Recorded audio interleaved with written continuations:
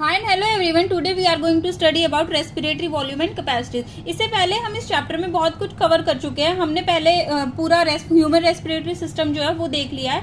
हमने ब्रीदिंग और रेस्पिरेशन में डिफरेंस समझा था, दोनों में डिफरेंस क्या होता है, ठीक है। एरोबिक एनएरोबिक रेस्पिरेशन भी समझा था।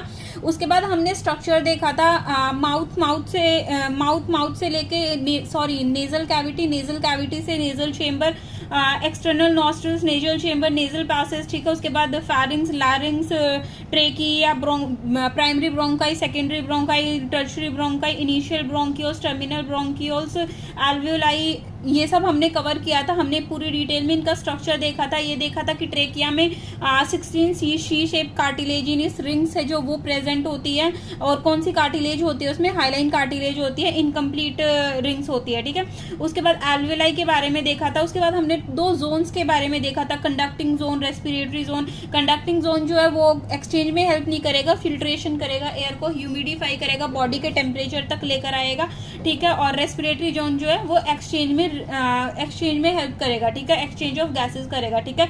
तो जो एक्सचेंज ऑफ गैसेस है, मतलब रियल रेस्पिरेशन जो है वो रेस्पिरेटरी जोन में ही होता है, ठीक है, जहाँ पे एल्वियोलाई जो है वो इन्वॉल्व होते हैं, ठीक है। उसके बाद हमने कवर किया था, उसके बाद हमने देखा था इंस्पिरेशन और एक्सपिरेशन की प्रोसेस जो है वो देखी थी। ब्रीदिंग का मैकेनिज्म देखा था। वन ब्रीदिंग साइकिल जो है वो क्या होगी, एक इंस्पिरेशन और एक एक्सपिरेशन की जो साइकिल होगी उसमें वन ब्रीदिंग साइकिल आएगी, ठीक है। अच्छा, जो ब्रीदिंग रेट है वो 12 to 16 पर साइकिल होती है, ठीक है। लॉस बॉयल्स लॉ प्रेजेंट होता है इसमें, ठीक है, बॉयल्स लॉ पे काम करता है। Pressure is inversely proportion to volume. Muscles कौन सी प्रेजेंट होती है, कॉस्टल मसल्स प्रेजेंट होती है, डायफ्राम प्रेजेंट होता है, ठीक है। और जब हम फोर्सफुली एक्सपिरेशन करते हैं, ठीक है, तो कौन सी मसल्स प्रेजेंट होती है, एब्डोमिनल मसल्स जो है वो प्रेजेंट होती है। प्रेशर, एटमॉस्फेरिक प्रेशर प्रेजेंट होगा और इंट्रापल्मोनरी प्रेशर प्रेजेंट होगा, ठीक है।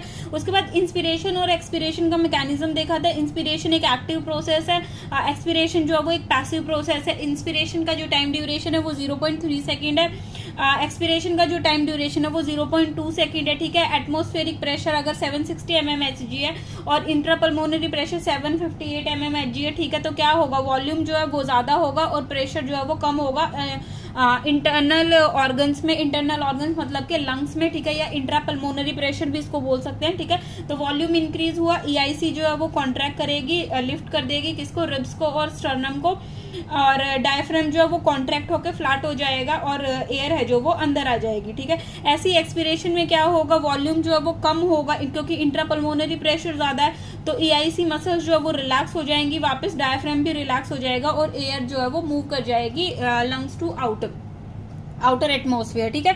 जो एयर है वो high pressure to low pressure move करती है, ठीक है। फोर्स्ड एक्सपिरेशन का फिनोमिना जो था उसमें क्या था, एक्टिव प्रोसेस है, ये भी एटीपी की नीड होती है, डायफ्राम भी रिलैक्स रहता है, ईआईसी भी रिलैक्स रहती है, लेकिन इंटरनल इंटरकॉस्टल मसल्स कॉन्ट्रैक्ट करती है, ठीक है। और वो जो बहुत ज्यादा कॉन्ट्रैक्ट करेंगी तो वॉल्यूम जो है वो बहुत ज्यादा डिक्रीज हो जाएगा और एब्डोमिनल मसल्स जो है वो भी क्या करेंगी, कॉन्ट्रैक्ट करेंगी, ठीक है। मैंने एक एब्डोमिनल मसल का नाम बताया था, स्टर्नोक्लीडोमास्टियोइड, ठीक है। उसके बाद आज हम रेस्पिरेटरी वॉल्यूम्स जो है इसको देखेंगे, रेस्पिरेटरी वॉल्यूम है। इसके बाद हमने ना कुछ डेड स्पेस देखा था।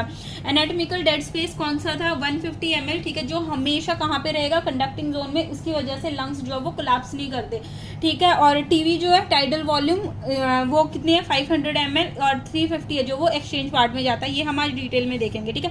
मैंने यहाँ पे एक ग्राफ प्लॉट किया है, इसी से हम समझेंगे जो रेस्पिरेटरी वॉल्यूम्स और रेस्पिरेटरी कैपेसिटी होती है, ठीक है। सबसे पहले एक इंस्ट्रूमेंट होता है जिससे हम रेस्पिरेटरी वॉल्यूम्स जो है वो क्या करते हैं, मेजर करते हैं।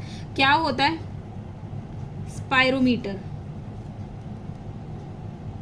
स्पायरोमीटर से हम क्या करेंगे, जो भी हमारा रेस्पिरेटरी वॉल्यूम होता है उसको मेजर करते हैं स्पायरोमीटर से।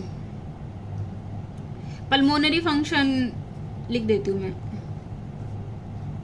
मेजर या फिर असेसमेंट ऑफ पल्मोनरी फंक्शन, ठीक है। यहाँ पे एक एक्सेप्शन आता है, जो हम रेसिडुअल वॉल्यूम होता है, हम पढ़ेंगे आगे अभी, रेसिडुअल वॉल्यूम ये हम स्पायरोमीटर से मेजर नहीं कर सकते, ठीक है, क्योंकि ये हमेशा लंग्स के अंदर रहेगा, तो हम इसको स्पायरोमीटर से मेजर नहीं कर सकते। वीडियो ब्लर आ रही है क्या? आई थिंक वीडियो ब्लर आ रही है। अभी ठीक है? अभी ठीक है, ओके। अब सबसे पहले से, ठीक है, टीवी जो है वो क्या होता है? Tidal volume. टाइडल वॉल्यूम क्या होता है? हम नॉर्मल एयर को इंस्पायर करते हैं और एक्सपायर करते हैं ड्यूरिंग नॉर्मल रेस्पिरेशन, वो टाइडल वॉल्यूम होता है, ठीक है। वॉल्यूम ऑफ एयर इंस्पायर्ड और expired during a normal respiration, it is called tidal volume, ठीक है। इसका ये कितना होता है? अप्रोक्सीमेटली 500 ml होता है, ठीक है। तो हमारी 1 मिनट में, 1 मिनट में हमने पढ़ा था 12 to 16 breathing cycle, 12 to 16 breathing cycle होती है पर मिनट, ठीक है। तो ब्रीदिंग रेट, हमारा ब्रीदिंग रेट जो है वो 12 से 16 होता है, ठीक है। तो हम अगर टाइडल वॉल्यूम को कैलकुलेट करेंगे तो कितना आएगा? 6,000 to 8,000 ml पर मिनट, ठीक है। कैलकुलेट कर लेना, 12 से मल्टीप्लाई करोगे और 16 से मल्टीप्लाई करोगे तो 6,000 to 8,000 ml पर मिनट होगा, ठीक है। लेकिन जनरली ये याद रखना कि टीवी जो है वो कितना होता है? 500 ml होता है, ठीक है। तो हम यहाँ से रेफरेंस लेते हैं, ये हमारी रेफरेंस लाइन है, ठीक है। ये वाला जो वॉल्यूम होगा हमारा, ये वाला वॉल्यूम, ये कौन सा होगा? TV, tidal volume. ये नीचे लिखा हो या फिर टीवी लिख सकते हैं इसको, टाइडल वॉल्यूम, ठीक है। अब आता है inspiratory reserve volume. Inspiratory reserve volume क्या होता है? यहाँ लिख देते हैं, दिख रहा है ना? नहीं दिख रहा, यहाँ लिख देते हैं। सेकंड आता है इंस्पिरेटरी रिजर्व वॉल्यूम, ठीक है। रिजर्व का मतलब क्या होता है? एंटर। रिजर्व का मतलब क्या होता है? हम किसी चीज को रिजर्व करते हैं मतलब बचाते हैं ना, स्टोर करते हैं, इट्स काइंड ऑफ स्टोरेज, ठीक है। तो क्या होगा? नॉर्मल हमने ब्रीदिंग की, ठीक है, एयर जो है वो इनटेक की, ठीक है, वो क्या हो गया? टाइडल वॉल्यूम हो गया। टाइडल वॉल्यूम के साथ हमने क्या किया? फोर्सफुली एयर है जो वो further addition of air intake कर लिया बाय फोर्सफुल इंस्पिरेशन, ठीक है। Additional volume of air a person can inspire by a forceful inspiration. Forceful inspiration से जब कोई पर्सन जो है वो एयर को क्या करता है? इंस्पायर करता है, ठीक है। तो इसमें क्या आया? टाइडल वॉल्यूम भी आया प्लस टाइडल वॉल्यूम भी आया,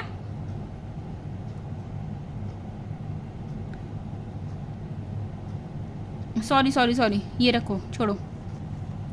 टाइडल वॉल्यूम तो वो लेगा ही लेगा, ठीक है, लेकिन वो फोर्सफुली भी कुछ लेगा। ये टाइडल वॉल्यूम था और इससे ये बाहर निकल गया नीचे, इस रेफरेंस लाइन से नीचे, मतलब जो बाहर निकला और ये अंदर गया, ठीक है।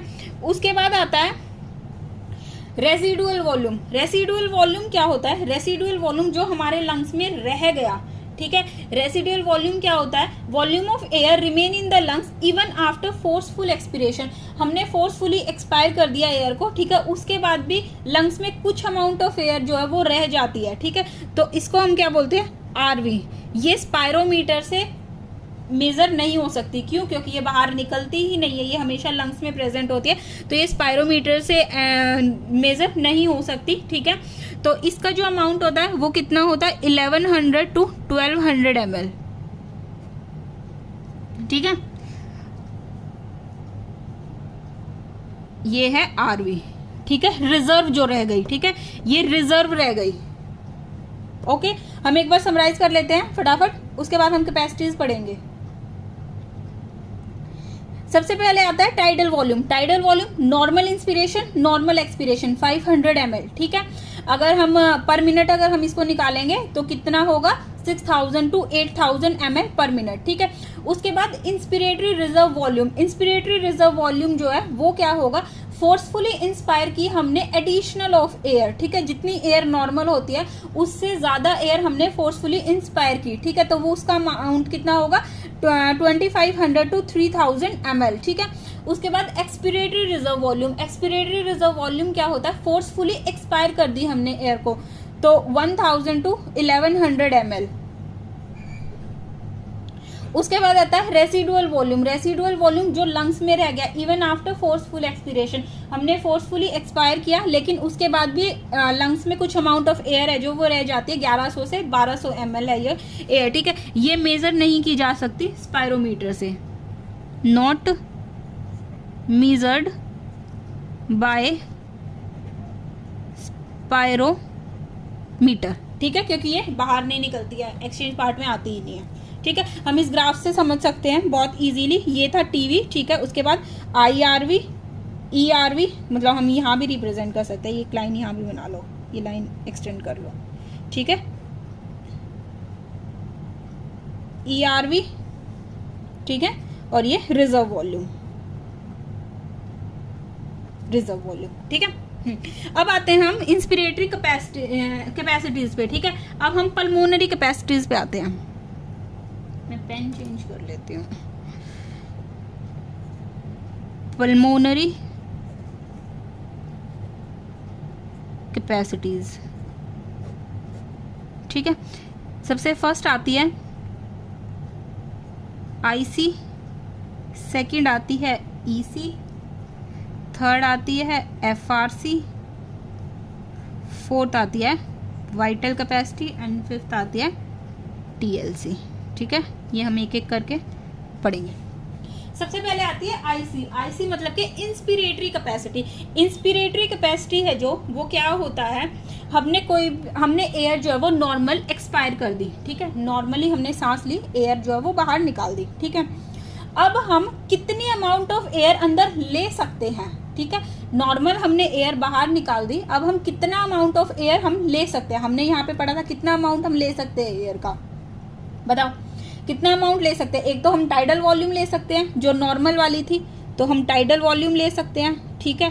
प्लस हम क्या ले सकते हैं, इंस्पिरेटरी रिजर्व वॉल्यूम भी ले सकते हैं, ठीक है। तो टाइडल वॉल्यूम कितना 500 प्लस इंस्पिरेटरी रिजर्व वॉल्यूम 2500, तो टोटल कितना हो गया 3000 to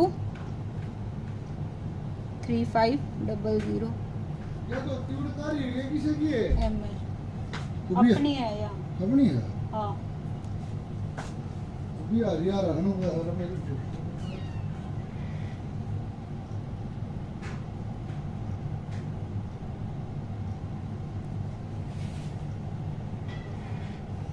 इंस्पिरेटरी कैपेसिटी जो है वो कितनी होगी, टाइडल वॉल्यूम प्लस IRV, तो 500 प्लस 2500, ठीक है। तो 3000 तो यहाँ से होगी, अगर हम यहाँ पे रेंज 3000 लेंगे तो 35,000, तो ये अप्रोक्सीमेशन वैल्यू हो गई, ठीक है। उसके बाद रेंज आ गई, ठीक है। उसके बाद आता है एक्सपिरेटरी कैपेसिटी। एक्सपिरेटरी कैपेसिटी क्या होगा, नॉर्मल हमने एयर को इंस्पायर किया, ठीक है। नॉर्मल इंस्पिरेशन के बाद हम कितनी एयर बाहर निकाल सकते हैं उसको हम क्या बोलते हैं, एक्सपिरेटरी कैपेसिटी। कैपेसिटी का मतलब होता है क्षमता, ठीक है।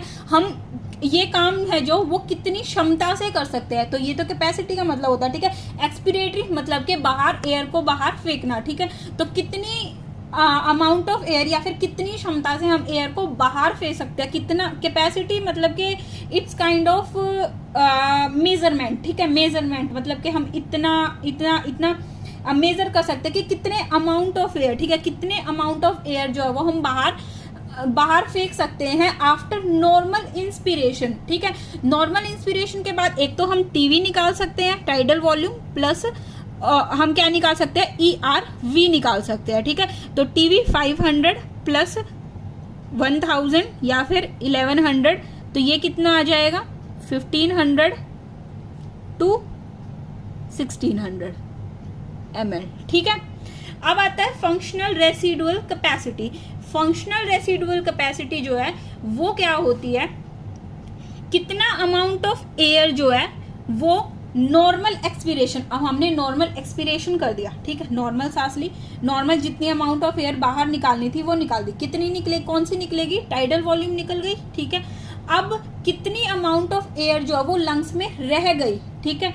नॉर्मल एक्सपिरेशन के बाद ये थोड़े से कंफ्यूजिंग, इनफैक्ट बहुत ज़्यादा कंफ्यूजिंग है, तो आप एक दो बार समझोगे तो आपको समझ आ जाएंगे कि फंक्शनल रेसिडुअल वॉल्यूम क्या होता है। फंक्शनल रेसिडुअल वॉल्यूम होता है कितना अमाउंट ऑफ एयर जो है वो लंग्स में रिमेनिंग रह जाएगा after normal expiration. Normal expiration हो गई, नॉर्मल एक्सपिरेशन कौन सी हुई, टीवी, तो वो हट गई, ठीक है। तो कितनी अमाउंट ऑफ एयर रह जाएगी, एक तो रेसिडुअल वॉल्यूम जो हमेशा रहेगी, प्लस कौन सी रहेगी, एक्सपिरेटरी रिजर्व वॉल्यूम, ठीक है। एक तो रेसिडुअल वॉल्यूम ये तो हमेशा ही रहेगी, ठीक है, और expiratory reserve volume forcefully expiration किया था ना हमने, तो फोर्सफुल वाली तो नहीं निकाली हमने, तो नॉर्मल वाली निकाली है ना, तो ये रह जाएगी, ठीक है। उसके बाद आता है वाइटल कैपेसिटी। वाइटल कैपेसिटी जो है वो क्या होता है, maximum volume of air a person can breathe after forced expiration. Forced expire कर दिया उसने, ठीक है, फोर्स्ड एक्सपिरेशन कर दिया, फोर्सफुली एयर है जो वो बाहर निकाल दी, ठीक है। अब उसके बाद वो बंदा कितनी, एक पर्सन है जो वो कितनी एयर ब्रीथ कर सकता है, तो कौन कौन सी ब्रीथ करेगा, सबसे पहले तो टाइडल वॉल्यूम करेगा, उसके बाद कौन सी ब्रीथ करेगा, IRV इंस्पिरेटरी रिजर्व वॉल्यूम करेगा, ठीक है, और उसके बाद ERV एक्सपिरेटरी रिजर्व वॉल्यूम। इसने कहा है फोर्सफुली एयर बाहर निकालने के बाद कितनी ब्रीथ कर सकता है, तो टाइडल वॉल्यूम, ठीक है, inspiratory reserve volume, forceful inspiration, ठीक है, और जो फोर्सफुली निकाली है वो भी तो वापस वो ब्रीथ कर सकता है ना, ठीक है। और टोटल लंग कैपेसिटी जो है वो क्या आती है, टोटल लंग कैपेसिटी में सब कुछ आता है, tidal volume plus ERV plus IRV plus RV, ठीक है। Tidal volume, inspiratory reserve volume, expiratory reserve volume आएगा, ठीक है। तो ये टाइडल वॉल्यूम और ये इंस्पिरेटरी रिजर्व वॉल्यूम, तो ये पूरा मिलके ये पूरा है जो, इसको ले लेते हैं, ये पूरा जो है वो क्या बनाएगा, IC, ठीक है। उसके बाद EC expiratory expiratory capacity. Expiratory capacity में क्या आएगा, एक तो टाइडल वॉल्यूम आएगा, ठीक है, ये टाइडल वॉल्यूम है, ठीक है, और उसके बाद इंस्पिरेटरी रिजर्व वॉल्यूम आएगा, ठीक है। तो ये वाला पार्ट जो होगा, this is a expiratory capacity, okay. अब आता है FRC functional residual volume. Functional residual volume में क्या आएगा, एक तो एक्सपिरेटरी रिजर्व वॉल्यूम और एक RV रिजर्व वॉल्यूम, ठीक है, रेसिडुअल वॉल्यूम। तो ये वाला पार्ट है ERV और RV, FRC आ गया, ओके। अब आता है वाइटल कैपेसिटी। वाइटल कैपेसिटी क्या थी, फोर्सफुल एक्सपिरेशन के बाद हम कितनी एयर ब्रीथ कर सकते हैं, ठीक है। तो टाइडल वॉल्यूम IRV ERV, तो ये पूरा मिलके वाइटल कैपेसिटी बन गया, ठीक है। उसके बाद आता है total lung capacity. Total lung capacity में जितने भी वॉल्यूम हमने पढ़े हैं, 4 ही पढ़े हैं, तो वो टोटल लंग कैपेसिटी में आएंगे, ठीक है। तो TV IRV ERV RV, तो ये टोटल लंग कैपेसिटी बन गई, ठीक है। आई होप आपको समझ आया होगा। मैं एक बार फटाफट समराइज कर देती हूँ। रेस्पिरेटरी वॉल्यूम और रेस्पिरेटरी कैपेसिटी, ठीक है। रेस्पिरेटरी वॉल्यूम और रेस्पिरेटरी कैपेसिटी जो है, इससे हम कोई भी ब्रीदिंग, रेस्पिरेटरी वॉल्यूम और रेस्पिरेटरी कैपेसिटी जो है, इससे हम कोई भी ब्रीदिंग ब्रीदिंग डिफिकल्टी, अगर ब्रीदिंग डिफिकल्टी हो गई या फिर कोई भी ब्रीदिंग डिजीज है जो, वो हम पता लगा सकते हैं इससे, ठीक है, इनके वॉल्यूम को मेजर करके, ठीक है।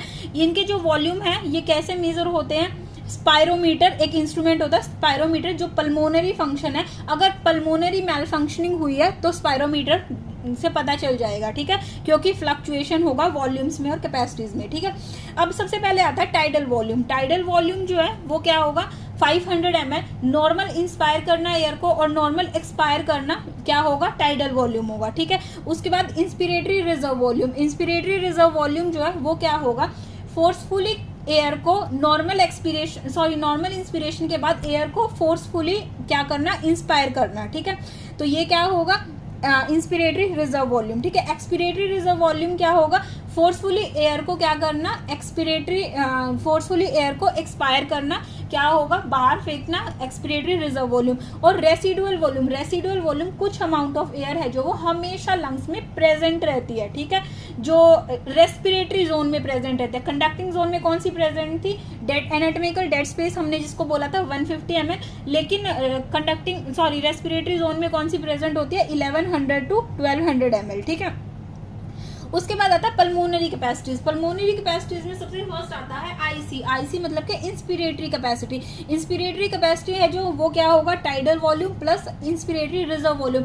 कितनी अमाउंट ऑफ एयर हमने नॉर्मल एक्सपीरेशन के बाद हम कितनी अमाउंट ऑफ एयर जो वो इनटेक कर सकते हैं, ठीक है। तो टाइडल वॉल्यूम कर सकते हैं और इंस्पिरेटरी रिजर्व वॉल्यूम कर सकते हैं। उसके बाद एक्सपिरेटरी कैपेसिटी, एक्सपिरेटरी कैपेसिटी जो है वो नॉर्मल इंस्पिरेशन के बाद हम कितने अमाउंट ऑफ एयर है जो वो हम बाहर निकाल सकते हैं, तो टाइडल वॉल्यूम निकाल सकते हैं और ERV निकाल सकते हैं। उसके बाद आता है FRC। FRC जो है वो क्या होगा, फोर्सफुल एक्सपिरेशन के बाद, फोर्सफुल एक्सपिरेशन के बाद FRC, वाइटल कैपेसिटी नहीं, FRC जो है वो क्या है, नॉर्मल एक्सपिरेशन के बाद कितनी अमाउंट ऑफ एयर जो है वो कहाँ रह जाती है, लंग्स में रह जाते हैं। FRC के अगर हम फुल फॉर्म देखेंगे तो फंक्शनल रेसिडुअल वॉल्यूम या फिर functional residual capacity. Functional residual capacity मतलब इसमें रेसिडुअल वॉल्यूम तो आएगा ही आएगा, ठीक है, लेकिन और कौन सा आएगा, नॉर्मल एक्सपिरेशन के बाद कितना अमाउंट ऑफ एयर लंग्स में रह गई, उसको हम क्या बोलेंगे, FRC, फंक्शनल रेसिडुअल कैपेसिटी, ठीक है। तो रेसिडुअल वॉल्यूम रहेगा और जो हमने फोर्सफुली इनटेक की थी एयर, वो जो हमने फोर्सफुली इनटेक की थी एयर वो वाली रहेगी, ठीक है। तो ERV। उसके बाद आता है vital capacity. Vital capacity forceful expiration के बाद हम कितनी अमाउंट ऑफ एयर जो है वो ले सकते हैं, तो टाइडल वॉल्यूम ले सकते हैं, IRV ले सकते हैं और ERV ले सकते हैं, ठीक है। और TLC मतलब कि टोटल लंग कैपेसिटी कितनी होती है, जितनी भी वॉल्यूम्स है वो सारे इसमें ऐड हो जाएंगे, ठीक है। एक दो बार इस वीडियो को देखिए, आपको ये सब याद हो जाएगा, ठीक है। ये वाली वैल्यूज बस याद कर लिए, ये 4। उसके बाद ये तो प्लस ऐड करके, मैथ से सिंपल मैथ है, ऐड करके आ जाएंगे, ठीक है। आई होप आपको समझ आया होगा। ये थोड़ा सा कॉम्प्लेक्स टॉपिक है, ठीक है, लेकिन एक दो बार देखेंगे तो याद हो जाएगा। बाकी थोड़ा बहुत आइडिया होता है तो याद आ ही जाता है, इनकी वैल्यू थोड़ी पास है। तो this is all about today. I hope आपको अच्छा लगा होगा, समझ आया होगा। अगर समझ आया है तो वीडियो को लाइक कीजिए और चैनल को सब्सक्राइब कर दीजिए, वीडियो को आगे शेयर कीजिए। और पीछे की अगर वीडियो नहीं देखी है पहले वाली, हमने पूरा ह्यूमन रेस्पिरेशन कवर कर लिया है, रेस्पिरेटरी सिस्टम कवर कर लिया, और इंस्पिरेशन एक्सपिरेशन बहुत डिटेल में किया था, वो वाली वीडियोज़ भी आप कवर कर लेना। उसका लिंक जो है वो डिस्क्रिप्शन में मिल जाएगा। Thank you so much.